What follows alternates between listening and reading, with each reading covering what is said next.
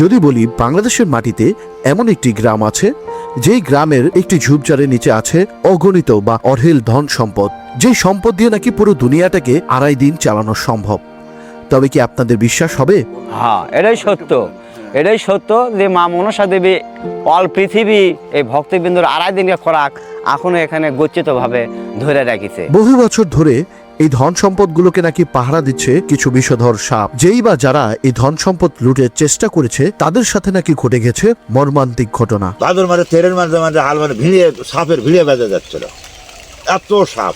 ভাদর মারে তেরের পর এলে ভেঙা লাগছে জায়গা যেখানে খোঁড়ার জন্য চেষ্টা করছিল অনেক ব্যক্তি, যে এখানে খুললে সব ধন রত্ন পাবো। অনেকেই নাকি এই ধন সম্পদের লোভ লালসা করতে গিয়ে মৃত্যুবরণও করেছে। বর্তমান যুগে এসে আজও মানুষ দিনের বেলায় এই জায়গায় আসতে ভয় পায়। সত্যি মিথ্যা কি তা জানা নেই, তবে মানুষের এই জায়গার প্রতি ভয় ও শ্রদ্ধা দেখে সিদ্ধান্ত নিলাম আমরাও যাব এই গ্রামে, খুঁজে বের করব এই গ্রামের আসল ঘটনা এবং আসলে কি লোকে মুখে কথাগুলো কি সব সত্য, নাকি এটার পেছনে লুকিয়ে আছে অন্য কোনো রহস্য।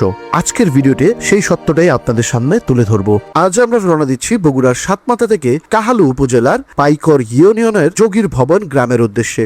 আর সেখানে মূলত আছে পদ্মঘোপা নিচে লুকায়িত গুপ্তধন। আপনি কি এই গ্রামের? আমি আর ওখানকারই।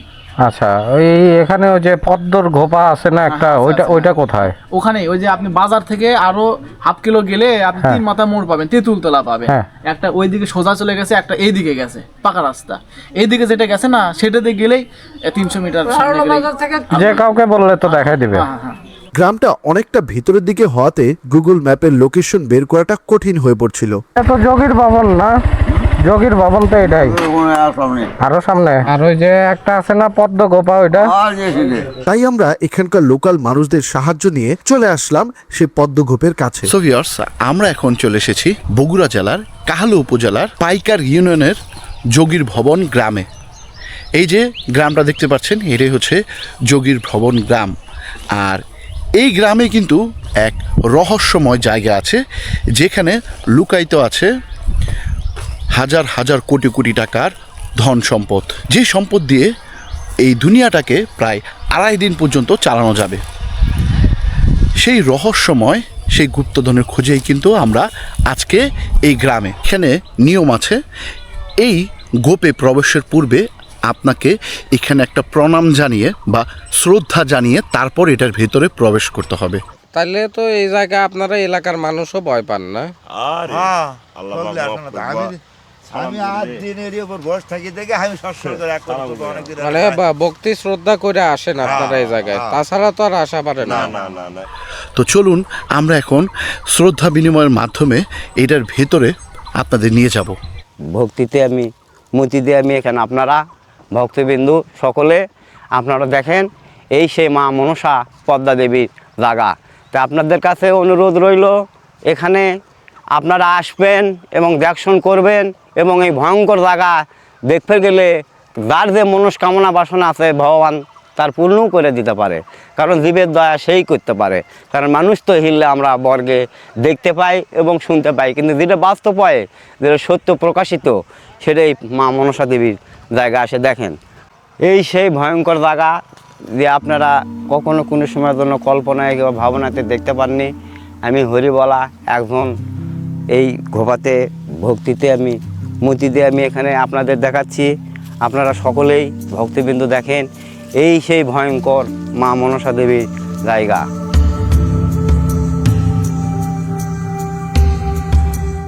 এখানেই পদ্মদেবীর গোপ বা আবাসস্থল, যেটাকে পাহারা দিচ্ছে বিষধর সব সাপ। সাপ দেখছেন আপনারা? হ্যাঁ, আমরাও নিজে সাপ দেখি। কত বড় সাপ? কাকলিওয়ালা সাপ 3 হাত 3.5 হাত করে এলে প্রতি বছরে ওইবার বা বৃহস্পতিবার করে ওই জায়গাতে একটা গাছ আসবে, ইয়ের গাছ, বড়ালে গাছ, ওই গাছের তলে খেলতেছিল। দেখেন আপনারা অনুভব করে দেখেন, বাইরে অনেক আবহাওয়া হচ্ছে, কিন্তু এখানকার আবহাওয়ার ভেতরকার আবহাওয়াটা আপনারাও দেখেন কেমন পাচ্ছেন। আপনারাও তো একটু কোনো তত্ত্ব কিছু বুঝতে পারিতেন।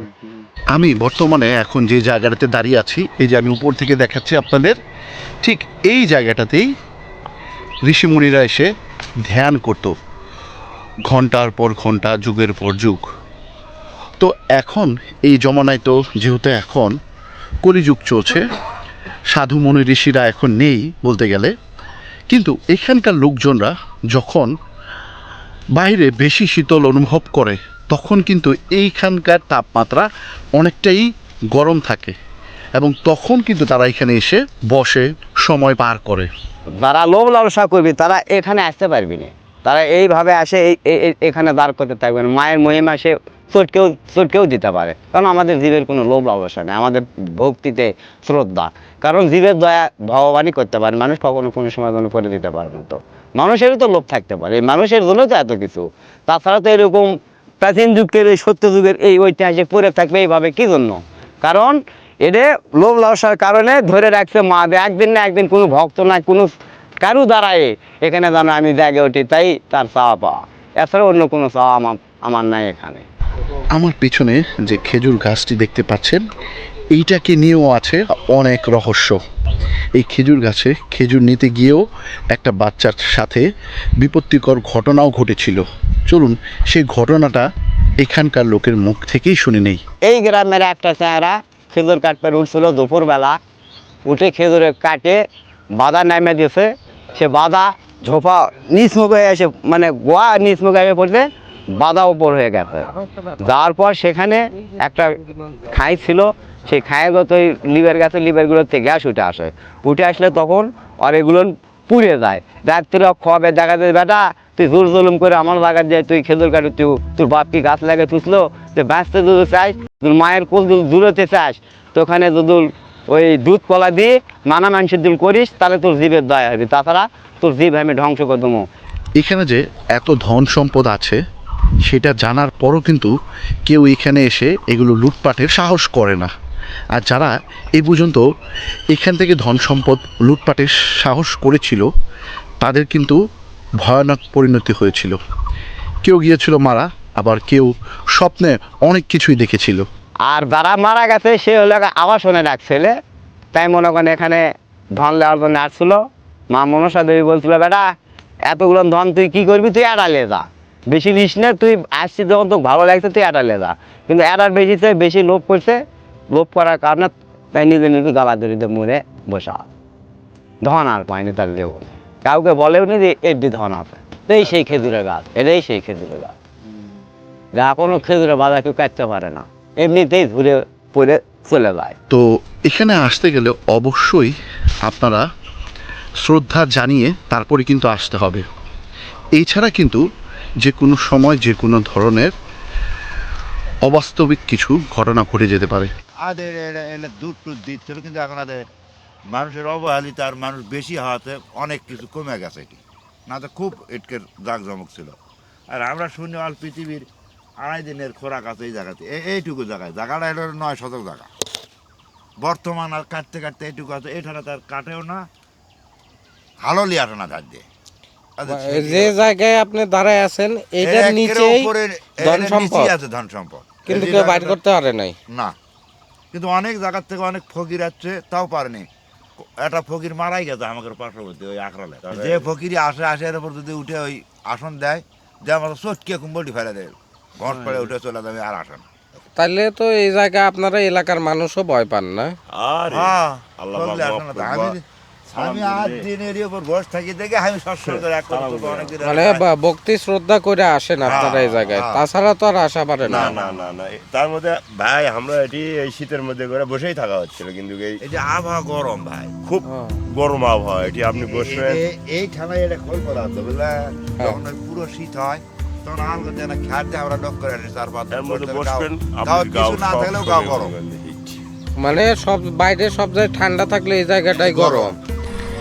এবং এখানে কিন্তু সবসময় কেউ না কেউ আসে, এসে তাদের এই যে মনের যে বাসনা বা একটা থাকে না নিয়ত, সেটা পূরণ করার জন্য অনেকে এখানে মানত করে যায়। এই যে টাকা দিয়ে যায়, কেউ আছে আবার দুধ কলা দিয়ে যায়, আবার অনেকে আছে গাছের এখানেও কিন্তু দুধ কলা রেখে যায় ডালে ডালেও। তো এটা হচ্ছে মনের বিশ্বাস। আসলে অনেকেরই কিন্তু এইখানকার মানত কিন্তু পূরণও করেছে। এর যদি একটা জ্বলজ্বন্ত উদাহরণ আপনাদের দেখাই, সেটা হচ্ছে কিছুদিন আগে রাজশাহীর এক লোক, সে একটা মানত করেছিল এবং তার সেই মানতটা কিন্তু এই পদ্মগোপা পূরণ করেছে, যার কারণে সেই উদ্দেশ্যে সে তার মানত পূরণ হওয়ার কারণে এইখানে কিন্তু এই পদ্মগোপার উদ্দেশ্যে একটি মন্দির স্থাপন করছে তার নিজস্ব অর্থায়নে। ওটা অনেক পুরাতন একটা ঐতিহ্য স্মৃতি পদ্মা গুহা। এটা হচ্ছে আপনার এখানে অনেক কবিরাজ আসতো, আসে অজ্ঞান হয়ে যেত, মানে ধনরত্ন উদ্ধারের লক্ষ্যে আসতো, আসে সে নিজেই অজ্ঞান হয়ে যেত। হ্যাঁ, কারণ কি?